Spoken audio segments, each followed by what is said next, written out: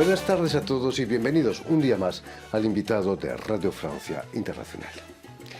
Se acaba de inaugurar en la Biblioteca Nacional de Francia, aquí en París, una gran exposición dedicada a la obra gráfica del artista argentino Antonio Seguí, con más de 500 obras entre grabados, portafolios o libros de arte de este artista que vive y trabaja en Francia desde hace más de 50 años.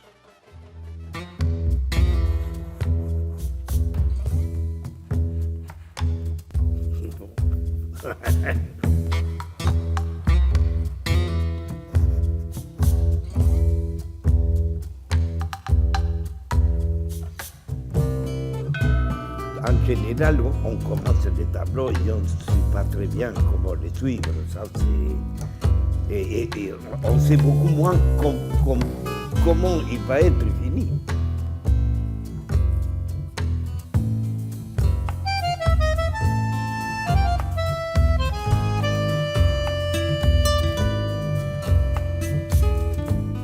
Y precisamente para hablarnos de esta exposición y de su brillante carrera en el mundo del arte, Antonio Seguí ha sido tan amable de venir hasta nuestros estudios. Buenas tardes, Antonio. Buenas tardes. Y sobre todo, muchísimas gracias por haber aceptado nuestra invitación. Muchas gracias. Por cierto, estuviste en este programa hace casi 15 años cuando inaugurabas en el Centro Pompidou una gran exposición dedicada a tu obra sobre papel. Esa exposición era como una especie de coronación, ¿no?, para una carrera como la tuya. Bueno, sí, para mí fue una muestra importante porque encontré un pedazo de mi trabajo, sobre todo sobre la obra sobre el papel. Y tengo de esa exposición muy lindos recuerdos. La exposición que estoy haciendo en este momento es otra cosa porque es mucho más global, está un poco el 98% de todo mi trabajo gráfico, camino gráfico siempre ha sido muy importante, me interesó muchísimo, lo sigo haciendo con mucho interés y entusiasmo. Permíteme, Antonio, que recuerde a nuestros oyentes que has nacido en la ciudad argentina de Córdoba en 1934, donde ya en la escuela tu materia preferida he leído que era el dibujo. No podías imaginarte entonces que tus dibujos, tu obra gráfica estaría expuesta en la Biblioteca Nacional de Francia, ¿no? Bueno, en ese momento no pensaba esa cosa, pero tenía, ya en esa época tenía el sueño de vivir en esa ciudad. París era el sueño de nuestra generación para venir acá y trabajar. Y en mi caso, que llegué ya, si no maduro, mayor, a los 27 años, poder vivir de lo que yo hacía, que era lo que me interesaba. Pero mucho antes, a los 17, ya vienes por primera vez a Europa, vienes a Madrid primero. Vine primero al lado de Pau, a Notre-Dame de Garrison, porque tenía un tío que era jesuita, director de esa escuela, y que me hospedó durante un cierto tiempo, y abandoné. Claro. Abandoné el lugar porque me parecía terrible. Muy pequeño, ¿no? Y me fui a Madrid, y en Madrid estuve un poco como a la derecha e izquierda, viendo sobre todo cosas, pasando las horas que podía en el Prado y trabajando, porque tenía un pequeño taller y pude trabajar. Y después en el 53 me vine a París, estuve hasta el 55. Quien pagaba mis gastos de mi estadía en Europa era una abuela que quería mucho, con la que crecí, con la que viví en mi juventud, catalana, que fue mi gran protectora. Se enfermó y me pidió que volviera a la Argentina para estar un tiempo con ella, y lo hice porque me sentí en la obligación de hacerlo. Estuve con ella unos meses, falleció, y me dejó una pequeña herencia que me permitió comprarme un autito y con ese autito llegar hasta México, que era el sueño que tuve en ese momento.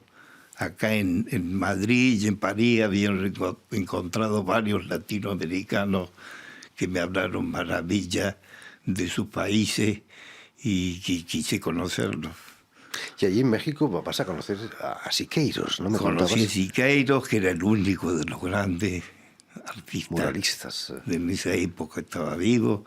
A Tamayo no lo pude conocer porque cuando yo viví en México, Tamayo vivía en París. Y cuando vine a París, Tamayo ya vivía en México.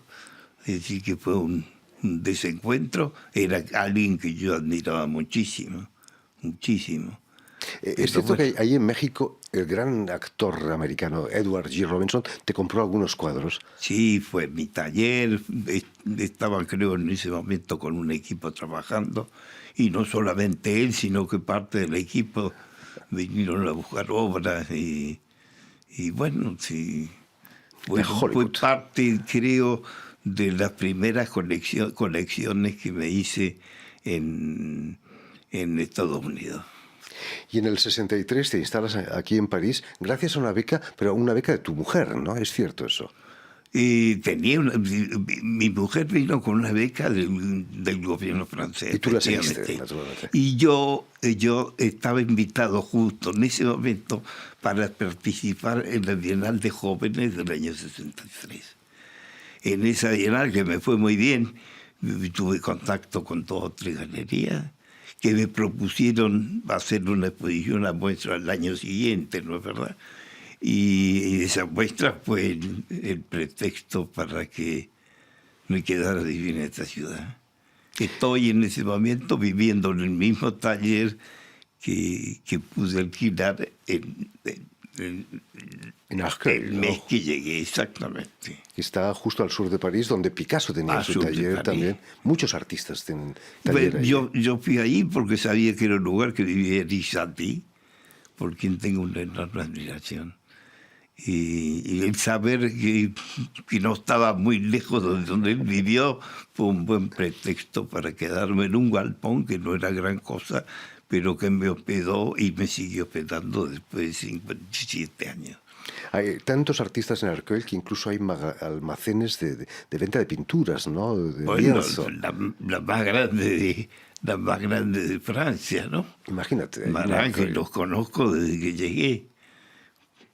Y yo debo haber sido uno de los primeros clientes que vendieron a privados, porque ellos vendían siempre, eran mayoristas. Mayoristas, por supuesto. Muchos dicen que tu obra solo son caricaturas de pequeños hombres con sombrero, pero si se mira con detalle, es una descripción de la humanidad, ¿no? De la soledad del hombre en esa masa inmensa, en esa multitud de la que vivimos, ¿no? ¿Cuándo empiezas a pintar esos personajes? Yo digo que un poco, una gran parte de mi trabajo es un poco la reconstrucción histórica de mi infancia. ¿Eran esos sombreros que llevaban los hombres en la época de tu infancia? Yo no me acuerdo haber visto a mi abuelo ni a mi padre sin sombrero en esa época. Era un... Nunca, si uno ve hoy algún film de los años 40... de un estadio de fútbol, ve que toda la tribuna está con sombrero y no había una diferencia de clases, había algunos que tenían la gorra, ¿no es verdad? Pero todo el mundo tenía sombrero. Y Carlos Gardel tenía Carlos Gardel tenía los mejores. Los mejores y más caros. Eso que nadie es profeta en su tierra, en tu caso no es cierto. Nunca has roto los puentes con Argentina, ¿no? Aparte durante la época de la dictadura, creo. Y en la época de la dictadura no, por supuesto. Yo me dediqué a trabajar en serio y me quedé aquí. No fui. Tuve suficientes problemas acá como para arrimarme a las fronteras de América del Sur, ¿no? Me contabas, Antonio, que incluso llegaron a llenarte el estudio y que te encerraban durante unos días cuando había una visita de algún ministro argentino, ¿no? Alguna vez me pasó, sí, exactamente. Y tuve la visita también de la policía por pedido de la Embajada Argentina, que el hecho de ser artista ya tenía una visión de subversivo o algo parecido, cosa que, bueno, yo creo que luché contra los militares porque las dictaduras son las cosas más terribles que pueden pasar en un país, y en Argentina venimos sufriendo esto de hace muchos años. Es increíble el brazo largo de la dictadura, ¿no? Que llegase hasta París. Por supuesto que sí, pero nosotros conocemos la dictadura a partir de los años 30. Imagínate. Y ese gran desbarranco de la Argentina que se ha venido sucediendo con el tiempo y... Increíble.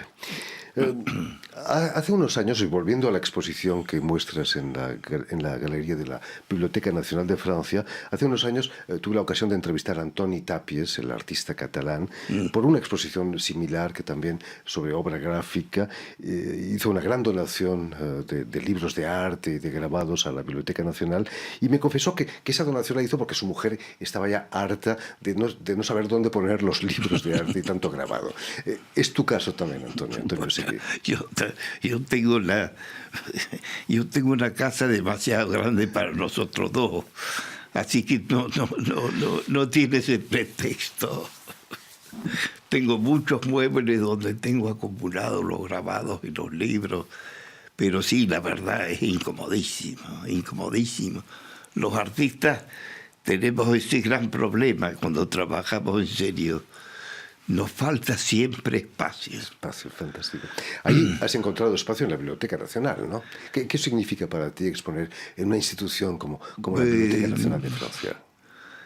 Para mí es de hecho importante que la memoria de lo que yo he hecho en estos 50 años en París va a quedar depositada en esa institución que es mayúscula, ¿no es verdad? Y para mí es un gran placer que todo ese trabajo forme parte de su patrimonio. Además está en ese nuevo edificio que se construyó en la época de François Mitterrand. Su nombre es Biblioteca François Mitterrand, extraordinario. Imagino que tienes una emoción particular, ¿no? El hecho de verte ahí dentro, en ese mundo de las letras, de las máquinas. Sí, es sensacional, sí. Y además está muy bien colgada, con mucho amor. Se siente que hay una... En todo caso, la exposición para mí es un enorme placer de ver cosas que hice hace muchos años y que están en la pared de ese lugar, que es fantástico. Como decíamos, también en Argentina te han dado muchos premios, tienes 3 Conex, incluso el Conex de platino. No creo que haya mucha gente que tenga el Conex de platino, ¿no, Antonio? Yo me imagino que sí, que debe haber, que no debo ser el único. ¿Viajas mucho a Argentina todavía? Yo viajo 2 veces por año. Viajo en invierno algunos días, poco tiempo, pero corto en invierno acá, dada mi edad y la necesidad de sol que tengo. Es decir, trabajo el verano de acá. Yo trabajo en julio, agosto y septiembre. Y en enero me escapo para el verano austral, tomar un poco el sol en América del Sur, sí. Me comentabas que en tu Córdoba natal te han dado la llave de la ciudad. Esa no se la dan a cualquiera, exposición, sí. Es un gran placer que tengo porque ahora no tengo que pedir permiso para entrar. Tengo la llave, así que voy cuando quiera. Pero bueno, ahí está Córdoba. Yo tengo ahora 2 niños que viven allá, que nacieron acá, que estudiaron acá. Y desde las casas de la familia Así que ahora voy a Córdoba y me quedo en hoteles. ¿Hay artistas en tu familia? ¿Han heredado quizás el talento de su padre, su abuelo? Todos están metidos en la pintura. Todos. O con la pintura o con la música, o con el teatro. Y con el cine. El hecho de haber vivido 50 años aquí en Francia, ¿te ha hecho sentir nostalgia de tu Córdoba natal? No, nunca, no. Cuando tengo un poco de nostalgia, tomo el avión y me voy para allá. Hoy en día se puede hacer eso, es fantástico. Se no hay que ir puede en barco. Por cierto, ¿cómo viniste la primera vez a París? ¿En barco? En barco. Largo Durante viaje. varios años vine en barco. Sí. Es decir, el avión debe haber sido a partir de los 67, 68, no antes. Que eran 2 semanas de viaje. Y eran, 17 días. Más de 2 semanas. 17 días, Increíble. sí. No Tomé tenía... casi siempre los barcos franceses, salvo una vez que tomé un barco argentino que era de clase única. En los franceses viajaba en tercera. Impecable. Me imagino. ¿Y qué hace uno durante 17 días encerrado en un barco? Bueno, había técnicas. Uno tenía que esperarse, ponerse en la puerta para ver qué niña entraba y en qué camarote se instalaba. O sea, se hacían relaciones sociales. Se hacían relaciones con... Era la única forma de hacer el viaje tranquilo y contento. Muy bien. En fin, pues ya lo saben, la exposición de obra gráfica de Antonio Seguí en la Biblioteca Nacional de Francia, aquí en París, estará abierta hasta finales de agosto. Pero dense prisa porque realmente vale la pena. Muchísimas gracias, Antonio, por haber estado aquí con nosotros. Gracias a usted. Felicidades por esta gran exposición.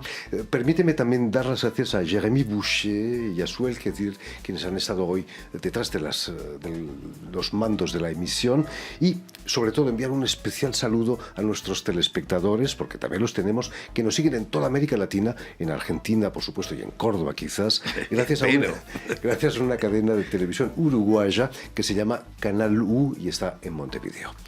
Y a ustedes, muchísimas gracias por su atención y les damos cita para una nueva edición de El Invitado de Radio Francia Internacional.